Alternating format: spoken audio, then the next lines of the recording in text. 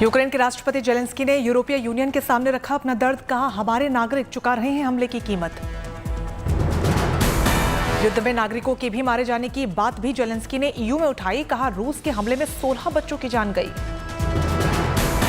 Zelensky ने कही, दुनिया के साथ मिलने की बात। कहा, सभी देशों से हमें मिल रहा है समर्थन। ईयू में जेलेंस्की ने यूक्रेन को ठहराया सही। कहा, हम अपनी आजादी की लड़ाई लड़ रहे हैं। हमलों को लेकर बोले जेलेंस्की। कहा, रूस रिहायशी इलाकों पर भी कर रहा है हमला। यूक्रेन के चर्नीहीव से बड़ी खबर। बेलारूस की सेना चर्नीहीव की सीमा में घुसी। रूस का सहयोगी देश है बेलारूस। यूक्रेन के राष्ट्रपति ने कहा कि कीव को बचाना है प्राथमिकता। यूक्रेन के राष्ट्रपति ने रूस पर भी किया जुबानी हमला। कहा, खार्किव में रूसी बमबारी युद्ध अपराध। युद्ध से हो रहे नुकसान को लेकर जेलेंस्की ने दिया बयान। कहा, कोई माफ नहीं करेगा, ना कोई भूलेगा। यूक्रेन के राष्ट्रपति जेलेंस्की ने लगाया आरोप। कहा, फ्रीडम स्क्वायर पर भी रूस ने किया हमला। भारत ने यूक्रेन के राजदूतों से की बात। भारतीयों को सुरक्षित लाने के लिए कहा। खार्किव में एक भारतीय छात्र की मौत। विदेश मंत्रालय ने ट्वीट करके दी जानकारी। कर्नाटक के हावेरी जिले का रहने वाला था मृतक छात्र नवीन। प्रधानमंत्री नरेंद्र मोदी ने छात्र के पिता से बातचीत की, व्यक्त किया शोक संवेदना। ब्रिटेन के प्रधानमंत्री बोरिस जॉनसन का बड़ा बयान। यूक्रेन में पुतिन की होगी हार। युद्ध के बीच बेलारूस का बड़ा फैसला। यूक्रेन की सीमा पर बढ़ाई सैन्य तैनाती। यूक्रेन युद्ध पर भारत सरकार का बड़ा फैसला। भारतीयों के एयरलिफ्ट में वायुसेना भी होगी अब शामिल।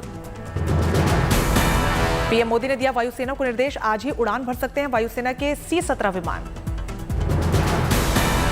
यूक्रेन में फंसे भारतीयों के लिए विदेश मंत्रालय ने जारी की एडवाइजरी। कीव शहर को हर हाल में छोड़ने को कहा।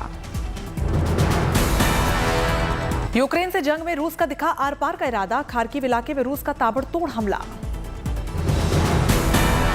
यूक्रेन की बख्तरबंद गाड़ियों का काफिला तबाह। रिहायशी इलाकों में भी रूसी हमले बेकाबू। यूक्रेन का दावा। सीरियल धमाकों से थर्राई यूक्रेन की राजधानी की बाहरी हिस्सों में जलते नजर आए कई घर।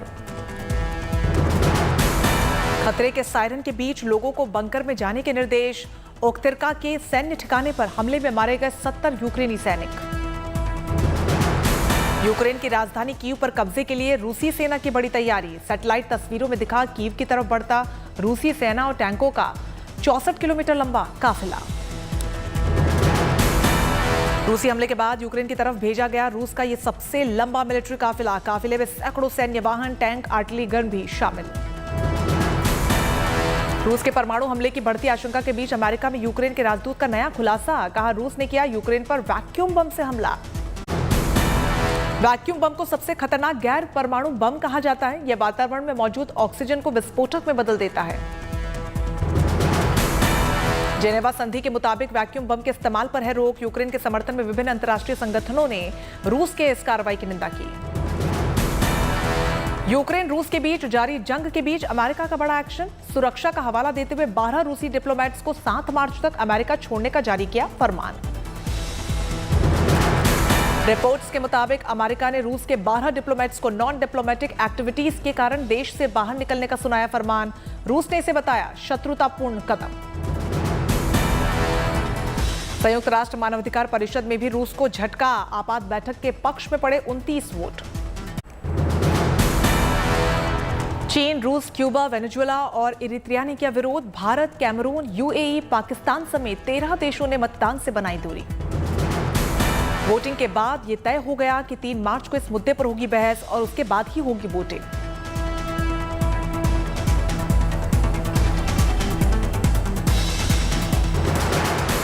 न्यूयॉर्क में संयुक्त राष्ट्र संघ के मुख्यालय के बाहर यूक्रेन के नागरिकों ने किया प्रदर्शन। बड़ी तादाद में लोगों ने लगाए रूसी राष्ट्रपति के खिलाफ नारे।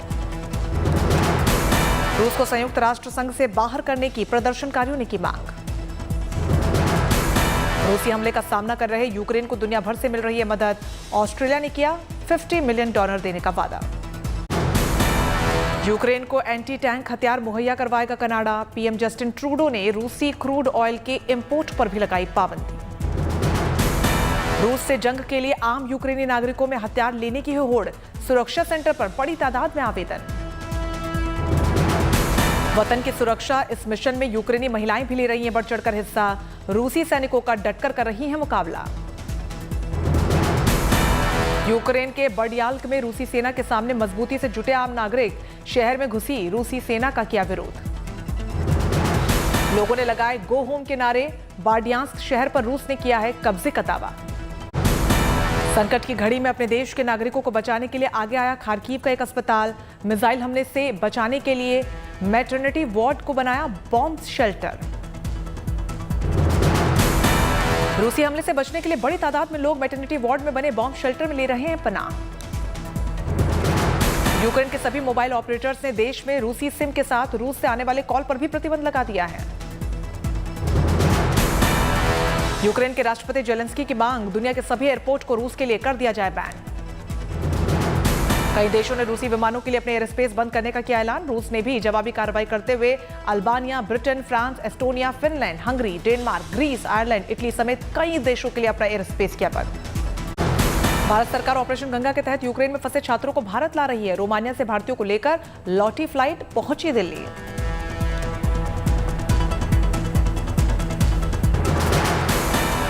भारत लौटने पर भारतीय छात्रों ने ली राहत की सांस। यूक्रेन में फंसे भारतीयों को लाने वाली ये नवी फ्लाइट। हंगरी से भी भारतीयों को लेकर एक फ्लाइट दिल्ली पहुंची। स्वास्थ्य मंत्री मनसुख मांडविया ने किया स्वागत। आज सुबह 7:30 बजे बच्चों को लेकर एयर इंडिया की फ्लाइट पहुंची मुंबई। केंद्रीय मंत्री नारायण राणे ने किया छात्रों का स्वागत। मुंबई पहुंचे कुछ छात्रों ने सुनाई आप बीती, कहा जान बचाने के लिए बंकर में ले रखी थी शरण। राष्ट्रपति रामनाथ कोविंद से मिले प्रधानमंत्री मोदी, रूस यूक्रेन संकट की दी जानकारी। गोरखपुर में योगी आदित्यनाथ ने की जनसभा, विपक्ष पर जमकर साधा निशाना। मणिपुर वर्चुअल रैली में कांग्रेस पर बरसे प्रधानमंत्री मोदी, कहा कांग्रेस का फोकस मणिपुर को लूटने पर ज्यादा था।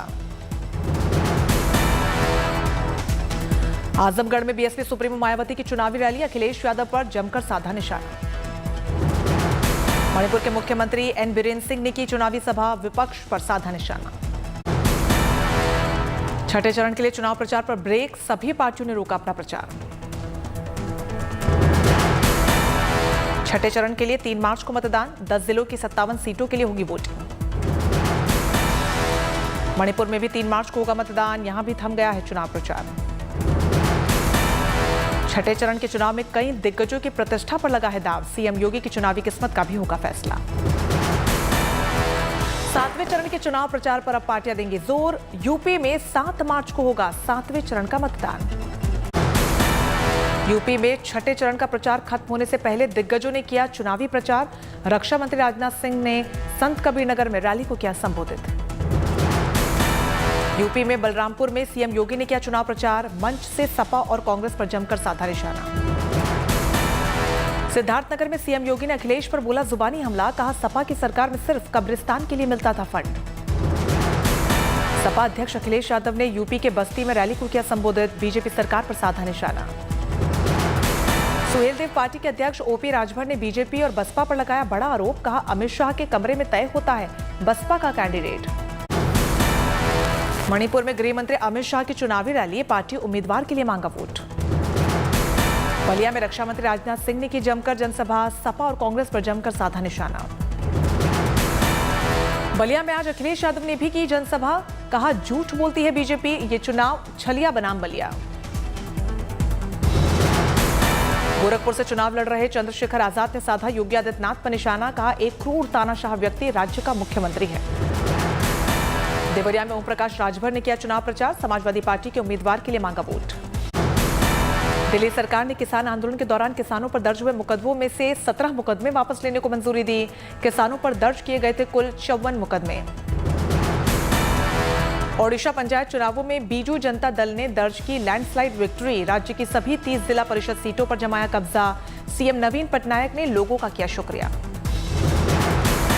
बुधवार को बंबई हाईकोर्ट में महाराष्ट्र के मंत्री नवाब मलिक की ओर से दाखिल हेबियस कॉर्पस मामले पर होगी सुनवाई। बीजेपी नेता किरीट सोमैया के बेटे नील सोमैया की बढ़ी मुश्किलें। नील ने शिवसेना नेता संजय राउत के खिलाफ लगाए थे बड़े आरोप। भारत पे के सह संस्थापक अशनीर ग्रोवर ने कंपनी के बोर्ड से दिया इस्तीफा। इस्तीफे के बाद जारी किया बयान, मैं विलन नहीं, मेरे बगैर चला लो कंपनी। देश भर में आज महाशिवरात्रि की धूम। सुबह से ही मंदिरों के बाहर जलाभिषेक के लिए लगी भक्तों की लंबी कतार। महाशिवरात्रि के मौके पर शिव मंदिरों में की गई खास सजावट। महादेव के मंदिर में फूल, बेल पत्ती और जल लेकर इंतजार करते नजर आए भक्त।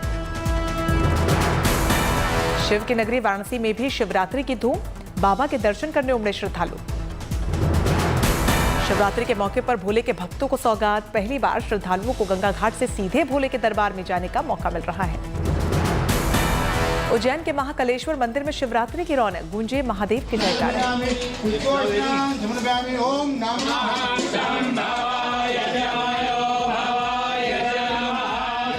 मंदिर में उमड़ी भक्तों की भारी भीड़। शिवरात्रि के मौके पर दुधेश्वर मंदिर की खास अंदाज में सजावट की गई। महाशिवरात्रि के मौके पर दिल्ली के दिव्य शक्ति मंदिर में भी भक्तों की भारी भीड़। शिव मंदिर को फूलों से सजाकर किया गया रोशन।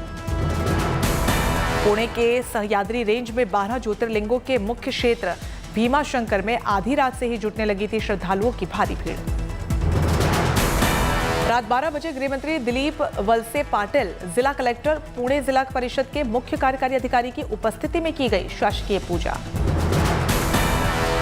राजस्थान के पाली में शिवरात्रि को लेकर जबरदस्त रौनक। शिव मंदिर की फूलों से की गई सजावट। रेलवे ने सामान्य क्लास के टिकटों की बिक्री शुरू की। यात्री अब जनरल क्लास के डिब्बे में भी कर सकेंगे यात्रा। कोरोना के चलते रेलवे ने इस सेवा पर पाबंदी लगा रखी थी और टिकटों की बिक्री पर भी रोक लगा रखी थी। सड़क और परिवहन मंत्रालय ने दयालाचल पहाड़ी सड़क को राष्ट्रीय राजमार्ग घोषित कर दिया। तेजी से होगा सड़क का चौड़ीकरण। कश्मीर में यातायात का भार कम होगा। कर्नाटक के हुबली में सड़क और परिवहन मंत्री नितिन गडकरी ने नेशनल हाईवे के 25 प्रोजेक्ट्स का किया शिलान्यास। केंद्र की इस योजना से कर्नाटक में विकास को मिलेगा एक नया आयाम।